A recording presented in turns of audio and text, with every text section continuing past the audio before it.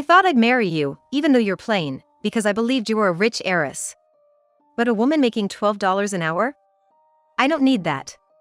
A dumb wife can just get out of the house. I'm sick of being mothered by a woman like you. Don't need a low-income old lady. Please, just leave. They smirked at me as they said such things. As if they wouldn't take no for an answer, my belongings were already packed in cardboard boxes and trash bags, placed beside them. I had a lot to say, but my heart was too shredded to muster the energy to argue. So, you want me to divorce you and leave this house, right? That's the idea. I did like how you always got it. Once she's gone, Dad can finally be happy. Got it. But you'll definitely regret this. I wasn't so naive to stay silent after being treated this way. They will surely regret having me leave this house. My name is Sally Irish. I'm a 50-year-old office worker. While working at my father's company, I've been juggling raising my daughter Julie and household chores for over a decade. I married Harry about 10 years ago. Our meeting was through work. Harry was a sales rep for a client, and I always thought he was easy to talk to. He wasn't my type looks-wise, but being someone who doesn't make friends easily, I was secretly attracted to Harry, who was always bright and smiling. Then, Harry confessed to me, and we started dating. At first, I was frightened, thinking there's no way I could match up with him, but he said, "Your shy personality and homemaking skills are wonderful." Our relationship was smooth and enjoyable. But then, one day, Harry dropped a bombshell. Actually, I have a daughter who's turning 10. This confession came half a year into our relationship, right when Harry proposed. What? The news of Harry having a child was completely unexpected. I knew he was divorced before we got together, but I had no idea he had a child. While I was overjoyed at the proposal, I was honestly more bewildered. But Harry, who would take me to delicious restaurants and places with beautiful night views. He would speak positive words to a negative me. I thought life with him would surely be fun. Feeling this way, I also wanted to marry him. Stay away from a divorced man with kids. It's bound to make you suffer.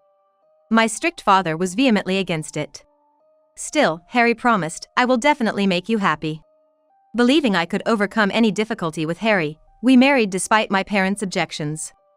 But I wish I could tell my past self to listen to my parents. Otherwise, you're gonna see hell. I was worried about whether I could get along with Harry's child, Julie, and whether I, who had never raised a child, could truly become a good mother. The first day I met Julie. "Nice to meet you, I'm Sally." "Nice to meet you. I'm Julie." "Come in, quick," she said with a smile, eagerly pulling my arm and leading me into the living room.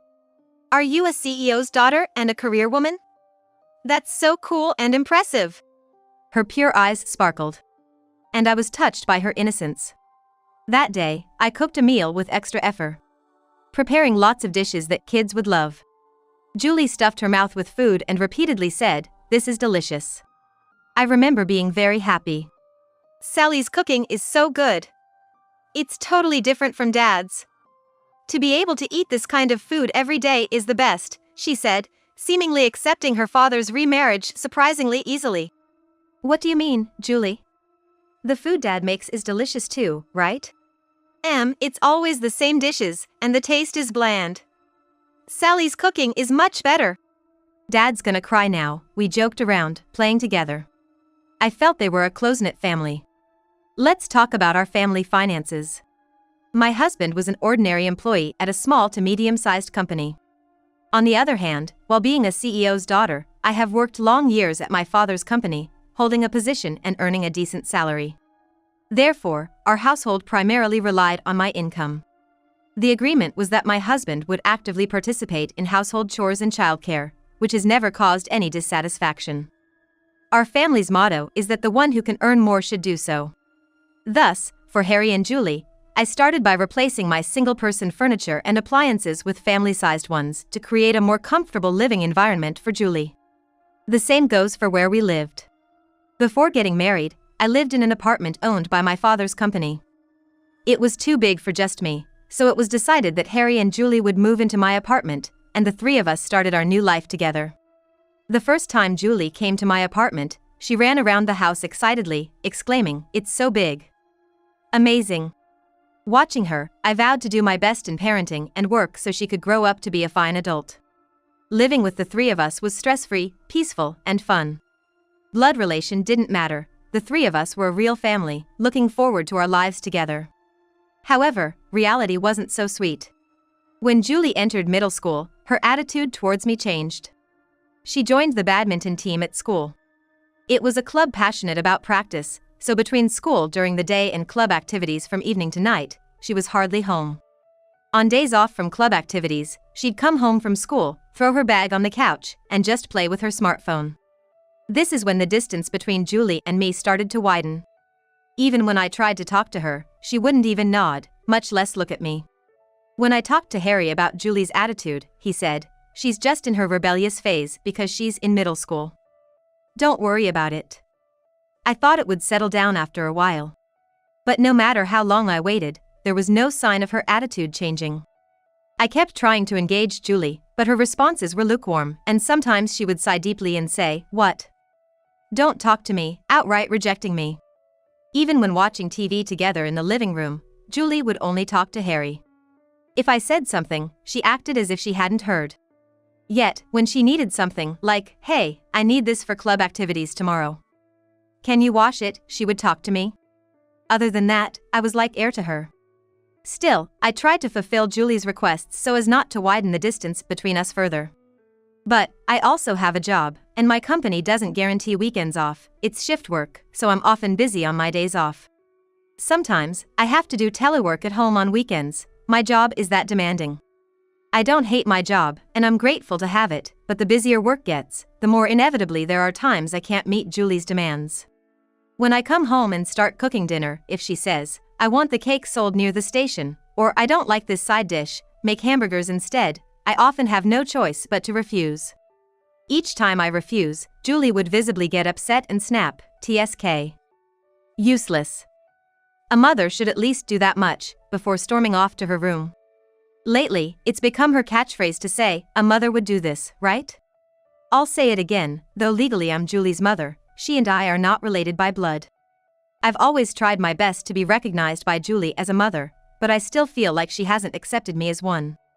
Every time she says those words to me, I blame myself for not being able to meet her needs and fall into self-loathing. It's the same with my husband, Harry. When we first met, Harry was all over me, showing his charming smile a lot. But it seems like he's the type who doesn't feed the fish once he's caught it, because about a year after we got married, his attitude towards me became indifferent. There's no atmosphere of a loving couple, just roommates. So, I try to catch a bit of his attention by suggesting, "How about we go on a date, just the two of us, for old time's sake?" But I get rejected with, "Huh? Date? We have a daughter named Julie, don't talk about something as creepy as dating." What would Julie say? I want to retort that he had a child when we met and we still went on dates, but saying that would just make him angry again. The biggest issue was Harry and Julie's extravagant spending. Working at my father's company and holding a managerial position, my salary is pretty good. Yet, because of Harry and Julie's spending, we hardly have any savings left. I've warned them about this countless times, but they never seem to try to improve. Instead, they start saying things like, "You're really stingy," or "She's such a terrible woman." Despite not being able to say I'm happily married, having gotten married for the first time after turning 40, I've come to accept that maybe this is what marriage is like.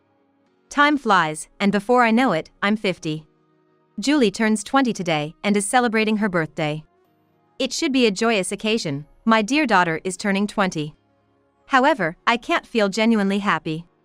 Memories of the first time I met her and vowed to do my best in raising her so she could become a respectable adult come flooding back. I took the day off for her coming-of-age ceremony, prepared the kimono she requested, and made reservations for dressing and a hair salon. I'm all set for the day, doing the early morning drop-off and pick-up for her. After the dressing and hair set, seeing Julie's glamorous look, I naturally smile. "You really look beautiful. You've become such a lovely woman." Harry also exclaims, "Wow. Doesn't Julie look great? That's my daughter for you. The most beautiful one here." Julie only smiles and says, "Thank you, Dad," to Harry, completely ignoring my comment. Harry is getting ready in a suit to go to the coming-of-age ceremony venue. I'm also dressed nicer than usual, planning to head to the ceremony with Julie and Harry. However, why is the old lady trying to come too? You absolutely must not come to the coming-of-age ceremony, she flatly stated. My daughter, calling me old lady and hurling abuse. But, since my daughter is dressed up so beautifully, I wanted to go to the party together. Despite being verbally abused, I tried to maintain a smile and convey this, but it seemed to have the opposite effect. Be quiet, fake mom. Don't call me your daughter. Just make sure you don't come, okay? I don't want my friends to think my mom is such a plain woman. She shooed me away with her hands. Really, is this the behavior of a respectable adult? Fake mom, huh? Did I go wrong somewhere in raising her?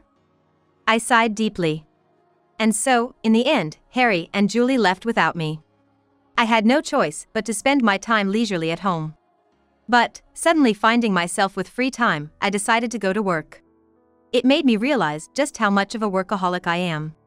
After finishing work moderately and returning home, I found Harry sitting on the sofa with his brows furrowed and arms crossed, radiating a serious vibe. Feeling the unusual atmosphere, I became uneasy. What's wrong? Why didn't you tell me? Tell you what? Your dad's company is on the brink of bankruptcy. I heard they're significantly downsizing their operations in domestic market. Harry seemed uninformed about the specifics since his company no longer had dealings with my father's company, but he must have caught wind of the rumor somewhere. Bankruptcy crisis? That might be a bit of an exaggeration. But I do know they are downsizing their operations. I wanted to discuss this with you after the birthday party. Wanted to discuss isn't good enough. What about the salary? What's going to happen?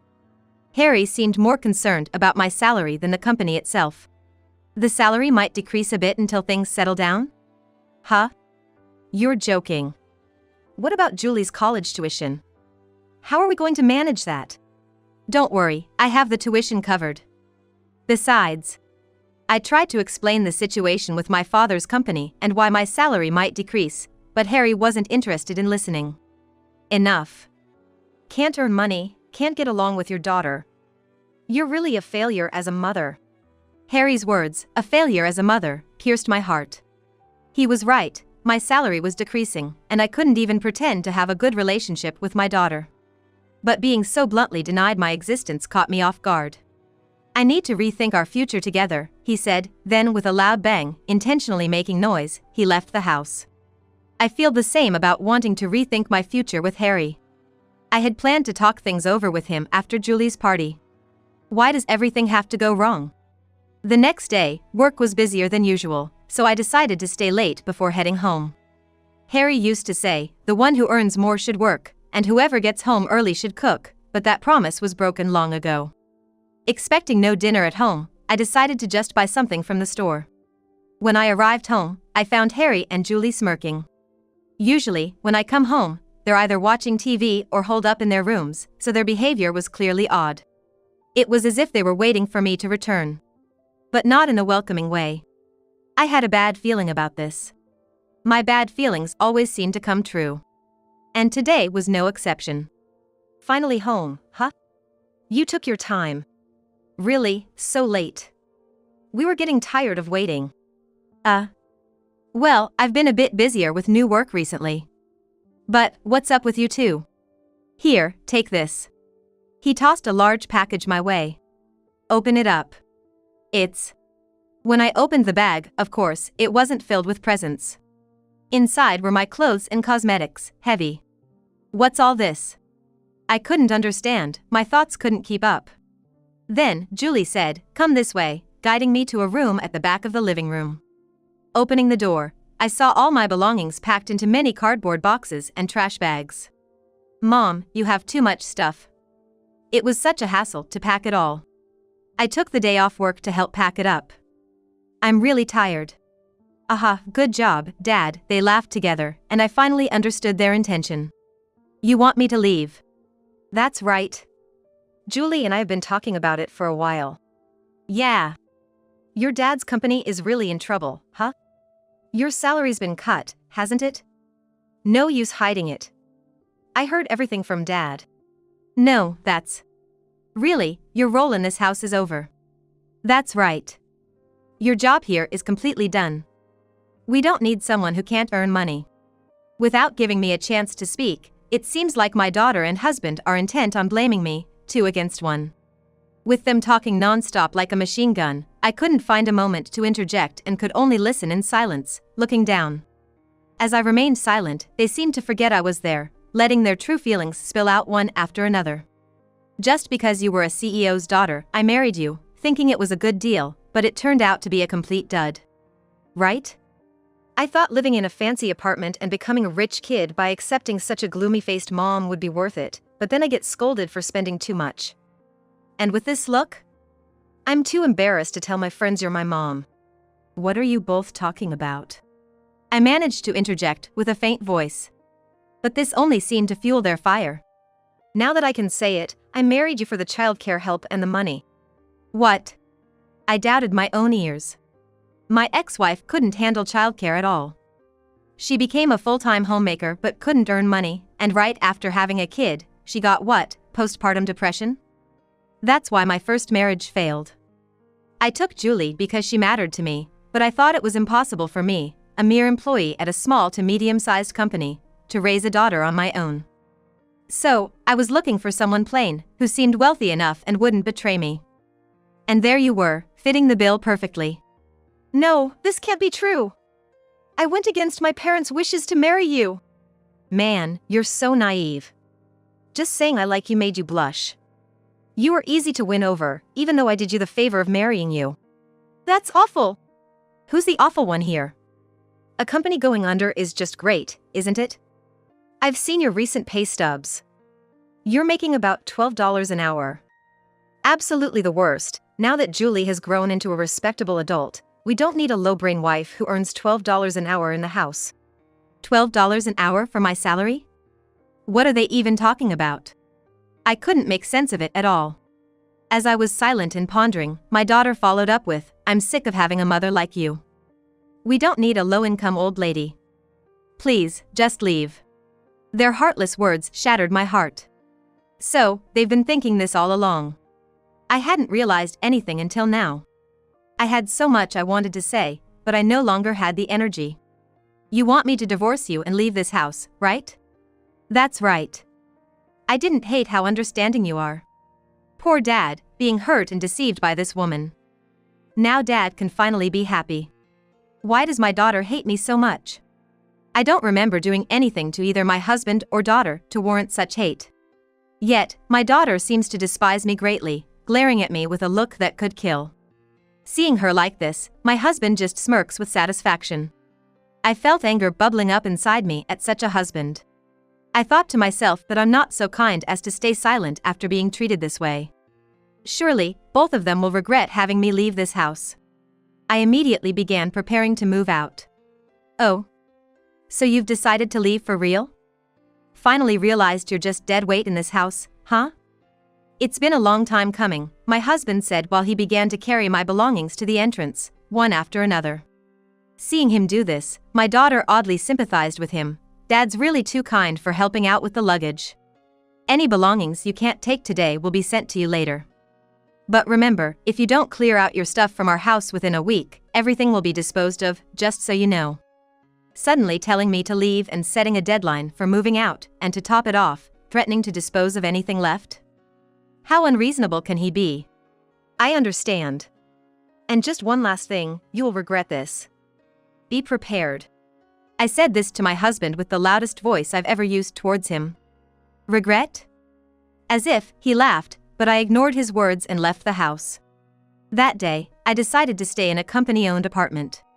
I'll live here until I find a new place. Though I could have had my belongings sent over, I didn't want my ex-husband and daughter to know my new address, so I waited for a moment they were out and hired movers to bring my things in. Since we were both working, it was decided that we would split our savings in half. My husband has a habit of spending recklessly, so he's incapable of saving. Inevitably, a lot of the money I had saved ended up in his hands, but these were the rules, and I had no choice but to follow them. In the end, I handed over a sum of $200,000. Well, I hope he uses that money for our daughter's college expenses. That was the plan, anyway. And so, our divorce was finalized. Though my heart was torn to shreds up until the divorce, surprisingly, I felt happier and more at ease afterward. My mind felt surprisingly clear. It just goes to show how twisted my married life had been. 2 months after the divorce was finalized, my ex-husband called. Honestly, I hesitated to answer, but guessing it was about his current predicament, I decided to listen out of sheer curiosity. "Hey, what's the meaning of this?" exclaimed my ex-husband, clearly in a panic from the get-go. "What do you mean?" "Well, I pretty much know what this is about, but I decide to ask anyway. I was told to leave the house starting tomorrow." "Why?" "It's our apartment, isn't it?" "Of course, you have to leave. It's an apartment owned by my company. It's obvious that ex-strangers like my ex-husband and his daughter can't live there. Anyone would understand that with a little thought." "Yeah, but I don't have anywhere else to go on such short notice. Can you ask your dad to let me and Julie stay here like before?" "What are you talking about? 2 months ago, you and Julie suddenly kicked me out, and I had nowhere to go either. Who was heartless back then?" "About that time. Sorry. I apologize. So, can you help us out?" "There's nothing I can do." "Is that all?" I'm hanging up. As if a cheap apology could make me forgive what happened that day. Even after the divorce, this man still underestimates me completely. As I try to hang up, my ex-husband pleads, wait. Hold on. What? Is there something else? I don't get it." Recently, it was decided that a really tall apartment building will be constructed near our house. It has a great location, and the brochure showed that the facilities and space are amazing. When I looked into it, I found out it's owned by your company. What's going on? I thought your company was on the brink of bankruptcy. There's no way you have the budget to build such an amazing apartment. That. My company started a new business 2 years ago. It's been doing really well, and there was never a bankruptcy crisis. Now, it has grown into a corporation with an annual revenue of $600 million.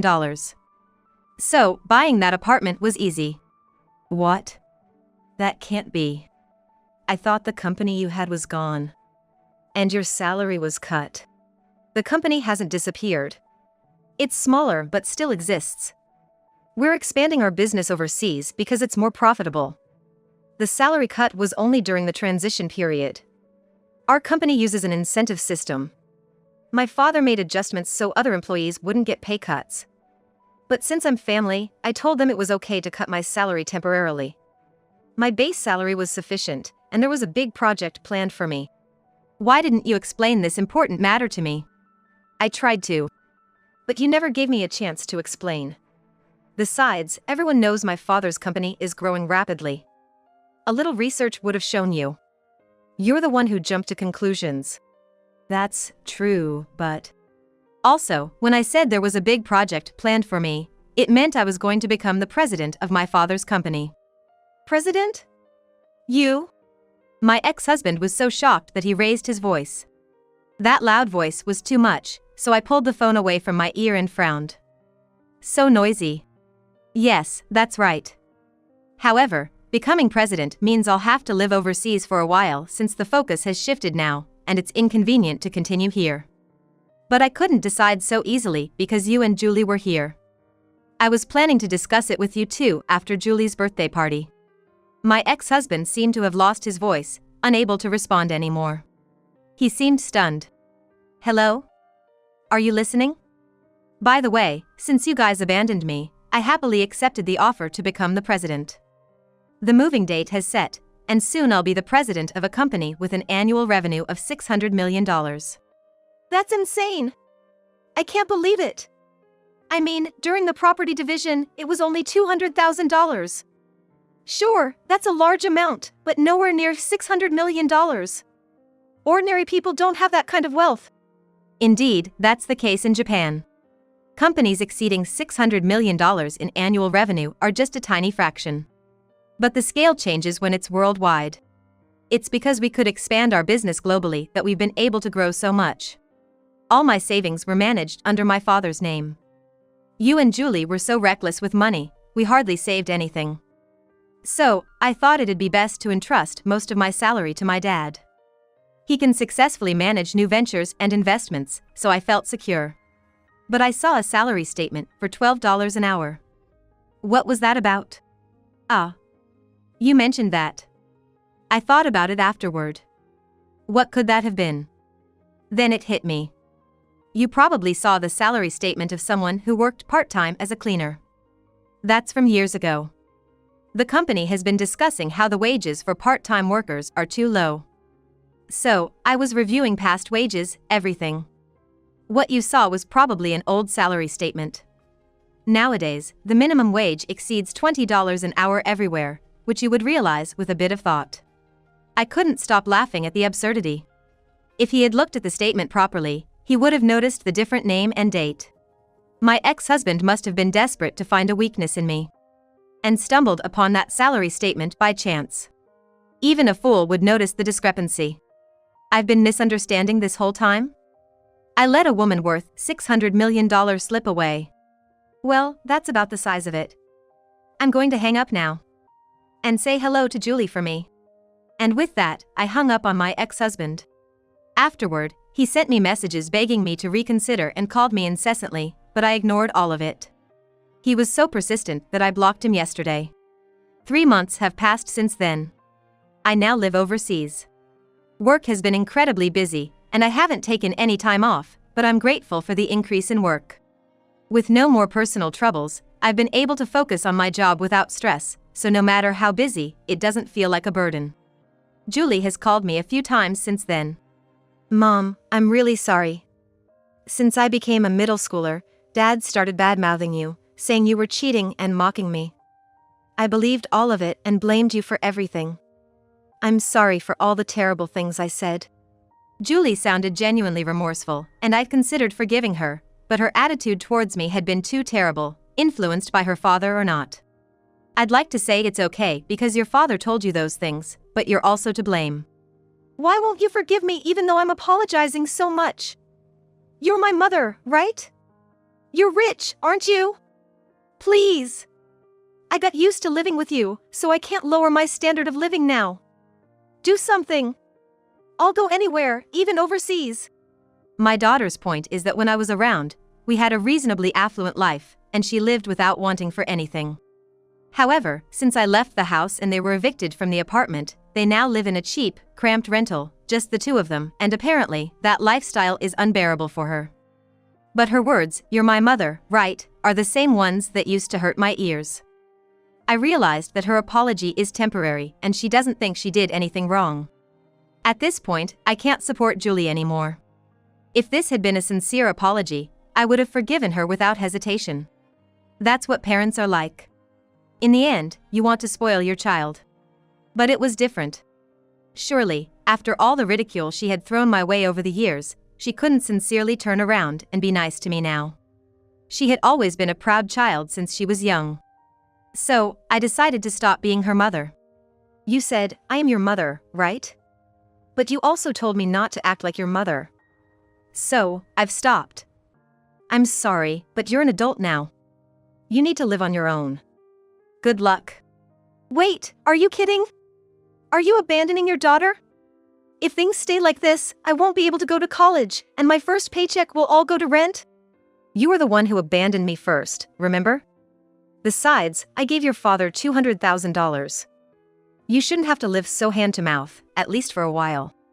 That money. Dad bought a car, and I bought a designer bag, so there's hardly any left. Julie awkwardly admitted this. In the end, both my ex-husband and daughter had lived freely off my salary and couldn't stop their lavish spending suddenly. But that's none of my concern. I don't care about that. I've made my decision. Sort it out yourself. Goodbye. With that, I hung up the phone. Still, I have no intention of blocking my daughter. Regardless of everything, she is the child I've spent over a decade with. If she truly finds herself in trouble and sincerely apologizes, swallowing her pride, then maybe I'll consider extending a helping hand. But that seems like a distant possibility. Life outside of the States is busy and not easy, but now, I am happy. Maybe someday I'll plan a trip back home with the employees living here. Thinking about such things, I spend my days peacefully alone.